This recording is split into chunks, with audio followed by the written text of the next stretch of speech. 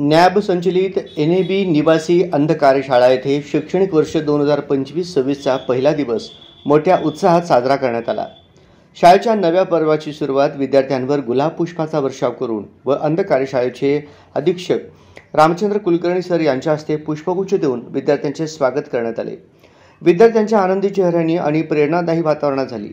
कार्यक्रमाचे प्रमुख पाहुणे म्हणून नॅब संस्थेचे सदस्य देवेंद्र भंडारे सर उपस्थित होते, तर अध्यक्षस्थानी अंध कार्यशाळेचे अधीक्षक रामचंद्र कुलकर्णी सर यांनी भूषविले। प्रमुख पाहुण्यांचे स्वागत रामचंद्र कुलकर्णी सर यांनी गुलाब पुष्प देऊन केले।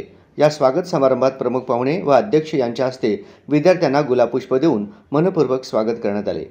देवेंद्र भंडारे सर यांनी विद्यार्थ्यांना चालू शैक्षणिक वर्षाच्या शिक्षणासाठी शुभेच्छा दिल्या।